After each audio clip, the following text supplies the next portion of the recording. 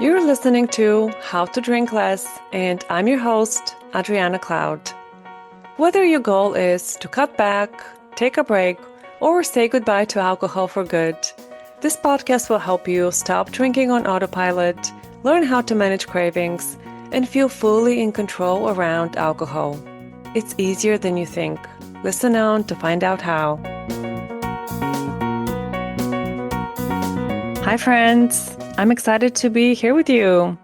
And today, I want to talk about why the reason you want to change your drinking habits matters more than you think. Because if you don't have a good reason for wanting a different relationship with alcohol, it's going to be challenging to keep showing up and to wade through the discomfort and do the work that will get you to your goal.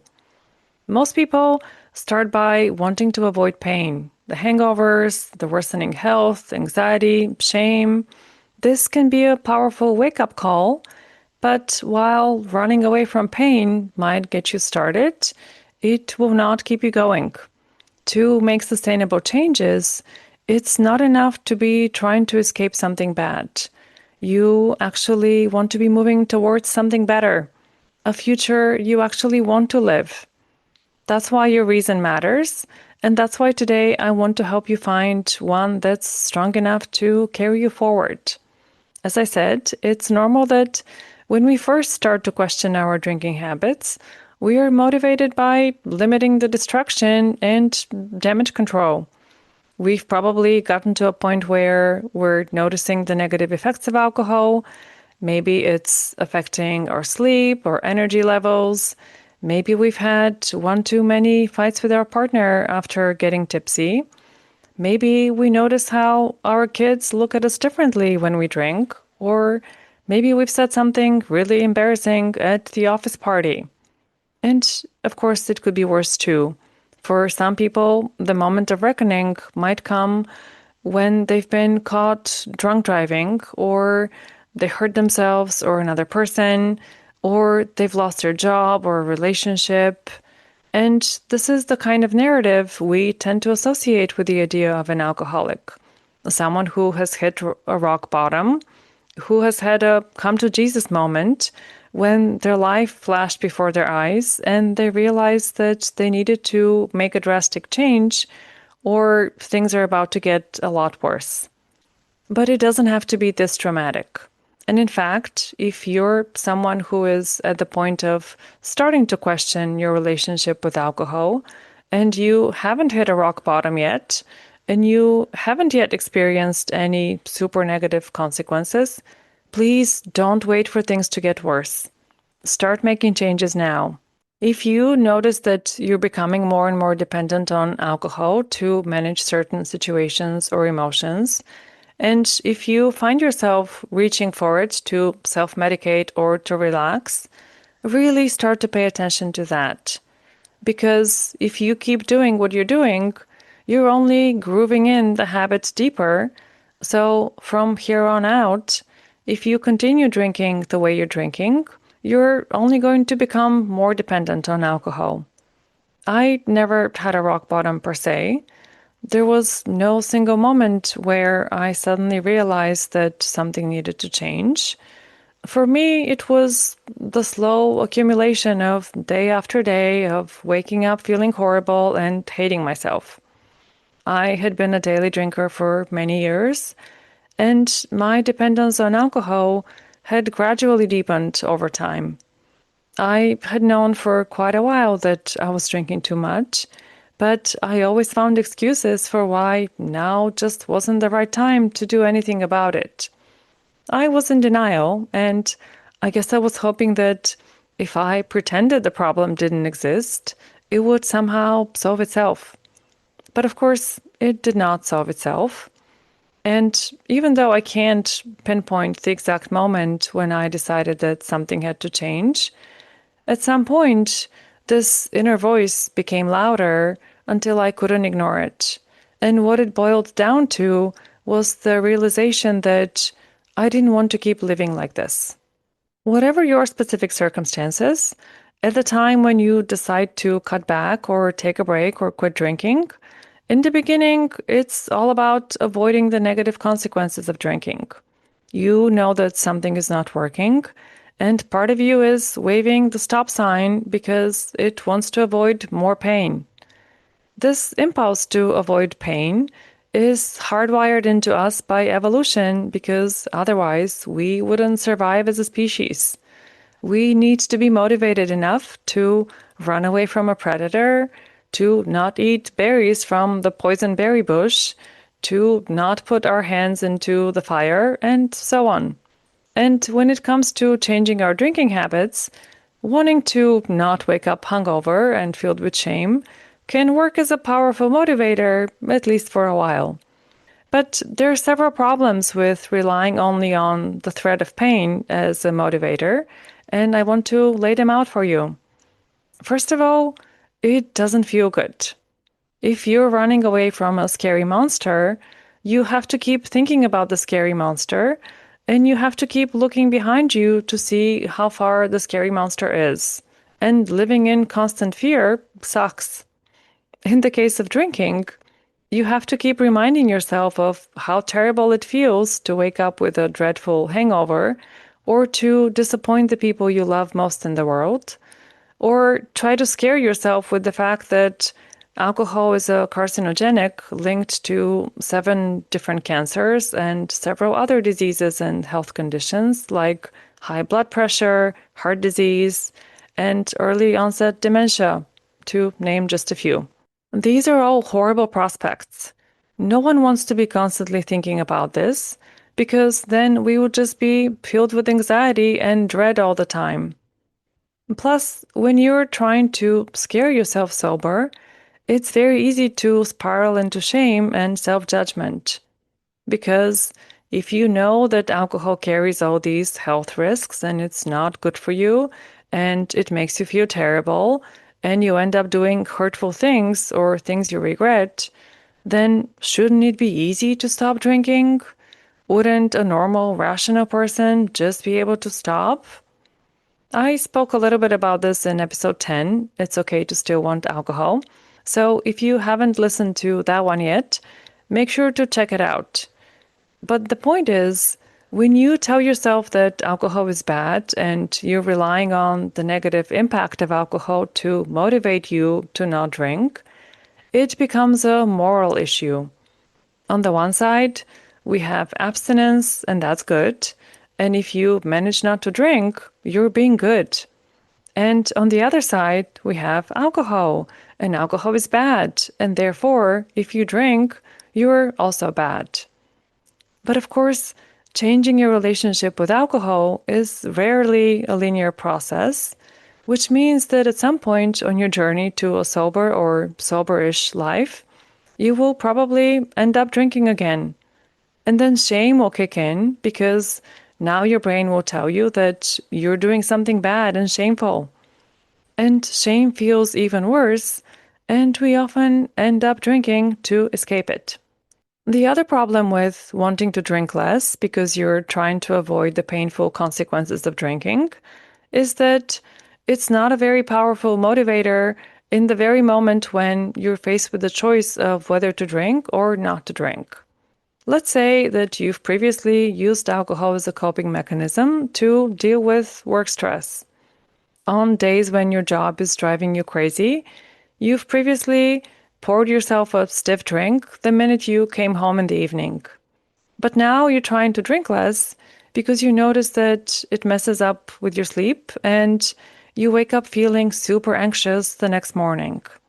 So here you are on a random Thursday night after a day of horrible meetings, and you've just been handed another project, even though your plate is already full and you're exhausted and frustrated, and all you can think about is how nice it would be to pour yourself a double G&T before dinner. The reward would be almost immediate. You can have that gin and tonic in your hand in 2 minutes, and you will feel the relief in 5 minutes as soon as you've taken a few good swigs. Whereas the threat of not sleeping super well and feeling anxious tomorrow morning, well, that's hours away. It's hard to visualize that in quite the same way that we can visualize the immediate satisfaction of having the drink now. That's just the human condition. There's nothing wrong with you if you do this. That's what most of us do in most situations. We go for the immediate gratification. We want to feel good now, not tomorrow morning. When you try to motivate yourself with scare tactics, they also have the tendency to wear off over time. Let's come back to my monster analogy. You're running away from a monster. If you can feel its breath on your neck and its teeth are just inches away from you, you will definitely be very motivated to run as fast as you can, as far away as you can. But at some point, you've left the monster behind you. Some time has gone by, and you're starting to forget what the monster really looked like. Was it really that scary? Maybe it wasn't really trying to eat you. Maybe it was just playing with you. Maybe it wasn't as bad as you remembered it. With enough time and distance, your memory of why you don't want to drink starts to fade away. You start to forget how awful the hangovers were and how horrible the shame tasted. It all starts to seem maybe not that bad. And plus, other people around you are still drinking, and alcohol is everywhere. If it were so bad for you to drink, surely other people would also be worried about their drinking and trying to drink less, but nobody else seems to be concerned. Or maybe you start to think that you're stronger now. You've had some practice not drinking. You've managed to talk yourself through some cravings without giving in. So you start to get cocky and think that you can just have one drink and you'll be able to stop. One drink won't be so bad, right? But you see how that's a very slippery slope. And finally, if your only reason to want to drink less is that you want to avoid the negative consequences of drinking, that can only get you so far. It might work for a bit to help you talk yourself out of a third glass of wine or talk yourself into occasionally choosing to have a non alcoholic beer, but it's not going to help you to radically change your habits and create a beautiful, sober life that you're excited about. You need to know not just what you're running away from, but what you're running towards. You need a destination. Otherwise, you're just going to wander around aimlessly, and that's a recipe for disaster because you could accidentally end up somewhere you don't want to be, or worse, you could give up and go back to where you came from. If your goal is a better relationship with alcohol, at some point you will have to decide what you want that to look like. You have to choose on purpose. You don't need to commit to any kind of forever if you're not ready, but you will at least need to choose a direction, even a temporary one. Here are some questions for you to consider. Who do you want to be around alcohol? I really encourage you to spend some time here. If you're a journaling kind of person, use this as a journal prompt and explore. You don't have to know how you get there yet, but allow yourself to imagine what could be possible. What do you want to believe about alcohol? What do you want to believe about yourself and alcohol? When I ask my clients this question, some of the answers they come up with are things like, I just want to be able to take it or leave it. I want to feel in control. I want to be able to have one glass and stop. I want to be able to feel my emotions without needing to numb. One client recently said, I want to be able to give to myself everything that I thought alcohol was giving me. Think of how powerful that is. To know that everything you used to turn to alcohol to do for you, you can do that for yourself. That's freedom right there. How about you? Who is that version of you who is no longer relying on alcohol to relax or to have fun or to feel confident or to survive brunch with your mother and Aunt Sally? The other question I want you to think about is, what else becomes possible in your life when alcohol is no longer in charge? You could take this question in many different directions. Once again, I encourage you to spend some time with it. Really dare yourself to dream big. The first answer that comes up when I ask this is, I'll be healthier. And yes, you will be. But don't stop there. Zoom out. What would it mean to wake up every day from a good night's sleep and your mind is clear and you have more energy? If you're feeling better every single day, what will that allow you to do? Work out, tackle that art project you've been plotting for years but never started, join a choir, cook more meals from scratch, volunteer, start a side hustle, sign up for French lessons, or move to Denmark. What is it? And when you know yourself better, and when you're more confident, you're more present and better at processing your emotions, how will that affect your relationships? How will you be able to show up differently for the people in your life that you care about? And when you start to rebuild your self-trust because you're doing the things you said you were going to do and keeping your commitments, how does that change your relationship with yourself? How do you want to have your own back and support yourself as you move on to your next goal? I know it might be hard to envision good things happening in your future. For some people, they've spent so long in survival mode, just barely getting by and only able to focus on their most immediate needs in order to make it from one day to the next. And for people like that, I know that it can be super challenging to imagine a time when you can not only relax and let your guard down, but actually be happy and thrive.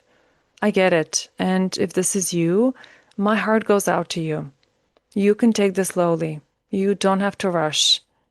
But can you let yourself imagine the destination, even if you have no idea how to get there?